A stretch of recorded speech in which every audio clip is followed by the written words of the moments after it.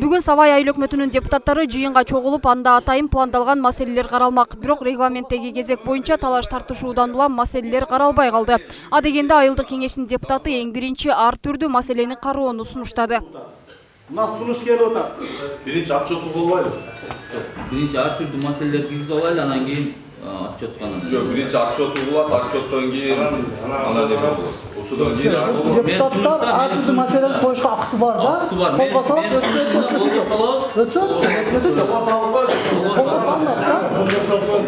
Мен ар түрдүү маселе биринчи каралышы. Эртем дагы айыл кел, бири-бирибизге мына дагы жол айткан, өчөшпөйлү, эме кылбайлы, кереги жок.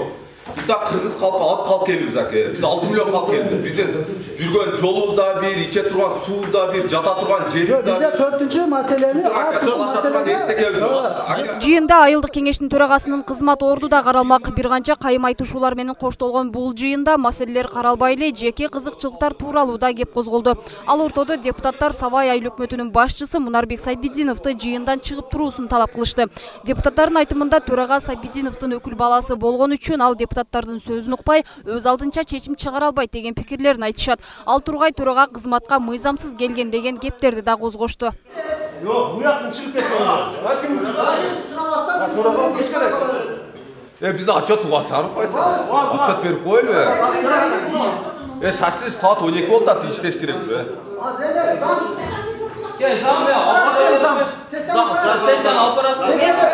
Ушул убакка чейин биз арызданып, арыздаган ГКМ бардык, жогорку кеңешке бардык, генеральный прокуратурага жаздык. Ушул убакка чейин чөйүлүп келди. Ошого губернаторга кайрылып, жогорку кеңеш жана генеральный прокуратурага кайрылып туруп, анан кийин ошонун мыйзамдуулугун чечип беришин суранам деп неме кылам. Болду.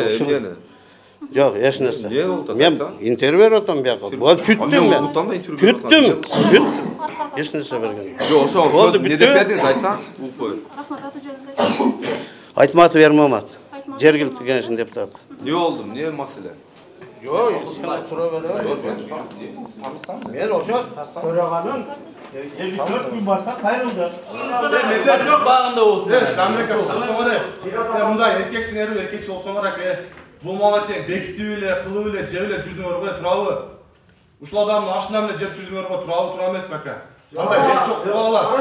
Баягы угуп турум, баягы сөз чын аке. Пустой табак көп шалдырайт дейт аке. Көп шалдырабаң аке, андай кылбаңыз. Сиз биринчи мына сессияны угуп коюңуз, отчетун угуп коюңуз. Мен төрагалыгын берем аке, жөн эле берем. Кимиң болосун, сиз болосуз, демедер сен. Өкмөттү я мен тапшырып берем. Кимиң мындай иштеп берем десеңиз, андай кылбагыла аке. Кани осоңор төртөн бөлүп алып эле, төртөн бирик алып аке. Sen Juan neyini çıkıyor yürüsene, bunlar real olsun. Sen demek biz alav. Sen gelme biz alav baysın. Ona gelmeyt alış. Ал эми айылдык кеңештин төрагасы бардыгы мыйзамдуу болгонун жана кызматын тапшырууга даяр экенин айтып, буларга токтолду. Ал процедура мыйзам талап боюнча алып барыңыз.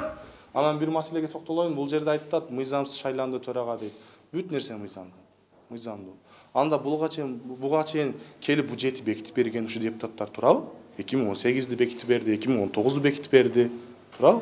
Анда алар деле мыйзамсыз болуп калбайбы анда, турабы? Канча айылдарга иш аткарылды. Алар деле мыйзамсыз болуп калбайбы анда? Мен мыйзамсыз келген болсом. Ошондо айтышпайбы, мыйзамсыз келдиң, мына иштериң мыйзамсыз. Колдо коштуп эле жүрүштү го. Эми мындай да кичине мамлекетте мындай система өзгөрүп, погода өзгөргөндө адамдар ham өзгөрөт да. Эми айтат го, адам революцияны биринчи өзүнө кылыш керек дейт го. Мен азыр деле айттым. Мен берейин, биринчи мага карап койлу. Ал жерде эч мындай тема жок. Булар өздөрү менен өздөрү эле келип алып биринчи недоверие кылып алабыз. Эми булардын ою астында.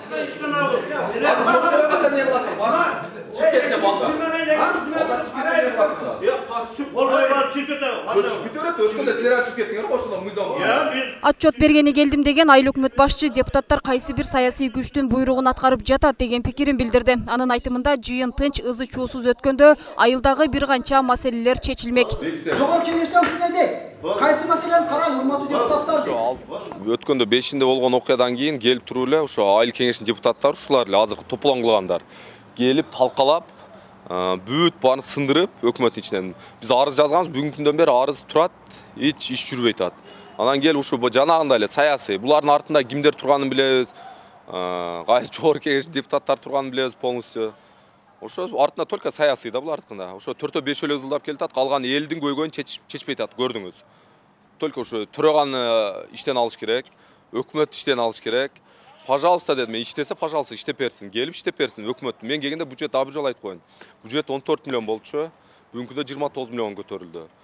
Эми рост бар да бизде. Рост боюнча иштеп атабыз. Эгерде ушундай кыргыз элине, жерине күйүп иштеп берем десе, пожалуйста иштеп берсин.